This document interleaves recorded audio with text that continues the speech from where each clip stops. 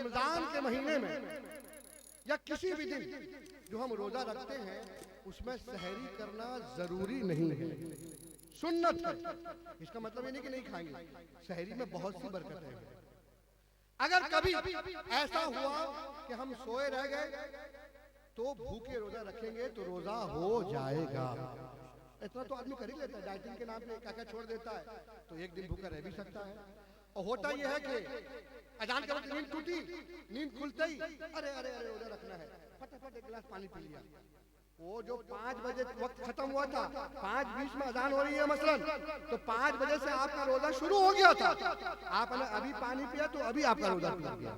समझ रहे हैं? और एक रोजा रमजान का अगर आपने उजरे शरई पर भी छोड़ दिया ना, सुनिए, अगर जिंदगी भर उसके बदले में आप रोजा रखेंगे तब भी उस एक रोजे के बराबर वो जिंदगी भर के रोजे नहीं होंगे।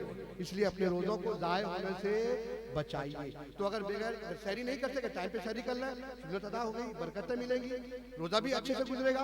और अगर आप कभी न कर सके सहरी तो घबराने की जरूरत नहीं, रोजा आपका हो जाएगा। दूसरी बात, रोजा रखते हुए आदमी अगर चाहे तो इंजेक्शन ले सकता है, रोजा नहीं टूटेगा। सलाइन लगा सकता है, रोजा नहीं टूटेगा। और ब्लड टेस्ट करने के लिए ब्लड निकाल सकता है, रोजा नहीं टूटेगा। बहुत से शुगर पेशेंट जो होते हैं बहाना मारते हैं, जो हार्ट पेशेंट होते हैं वो भी बहाना करते हैं, हम तो हार्ट पेशेंट, हम रोजा नहीं रख सकते, हम नहीं रख सकते, डर है डर है डर है। अरे भाई, इस्लाम तो इस बात की इजाजत देता है, तबीयत ज्यादा खराब हो तो आप रोजा तोड़ सकते हैं। और जरा हिम्मत बांधो, मुस्तफा ने फरमाया कि सूमू तसहू, तुम रोजा रखो, अल्लाह तुमको सेहत अता फरमाएगा। मुस्तफा जमानत दे रहे हैं कि रोजा तुम्हें बीमार नहीं करेगा, तुम्हारी बीमारी को अच्छा करेगा। और हम उसी बीमारी, वो असल में बीमारी की दवा है, और हम दवा नहीं ले रहे हैं, बीमारी को और बढ़ा रहे हैं। तो हमें बीमारी से जूझना पड़े तो पड़े, मगर हिम्मत करके रोजा रखेंगे इंशाअल्लाह। और हमने तो ये देखा, हुजूर हबीब मिल्लत को शुगर भी था, हार्ट पेशेंट भी थे, कितने साल से, मगर अल्हम्दुलिल्लाह एक भी रोजा हबीब मिल्लत का कज़ा नहीं था। तो ये हम देखे ना, अच्छा जब ये ऑप्शन हमारे पास है, जब तबीयत खराब होगी तो डॉक्टर के पास जाएंगे तो कोई बात नहीं है, इंजेक्शन से काम चल गया तो चल गया, वरना दवा खा सकते हैं, कौन मना करता है आपको? ये एक मसला हो गया। तो बीमारी से डर के हमें रोजा छोड़ना नहीं है, बल्कि रोजा रख के उस बीमारी को खत्म करना है। एक आखिरी मसला, तरावी की नमाज में देर तक खड़ा होना पड़ता है।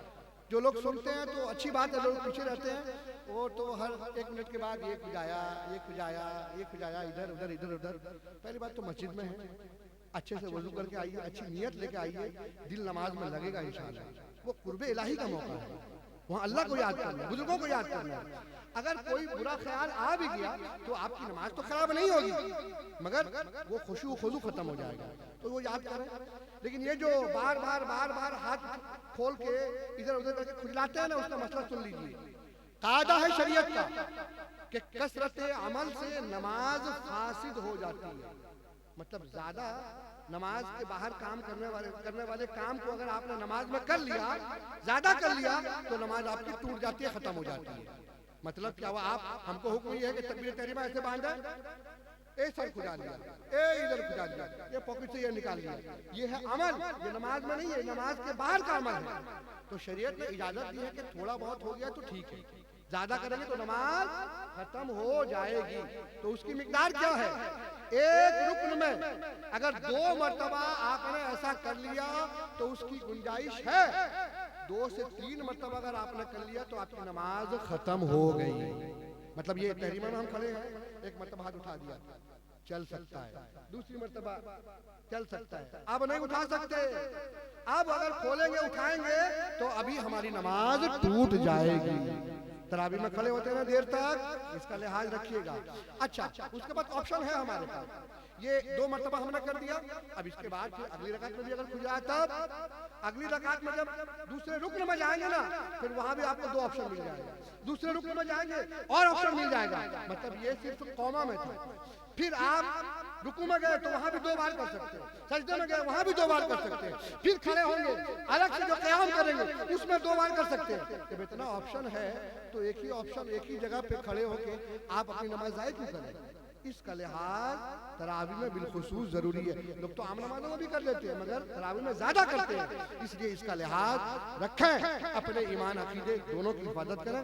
मेरा वक्त खत्म हो रहा है, मैं फिर से मुबारकबादी पेश करूंगा उन तमाम नौजवानों को, उन उलमा को जिनकी वजह से आज की मजलिस सच सकी है।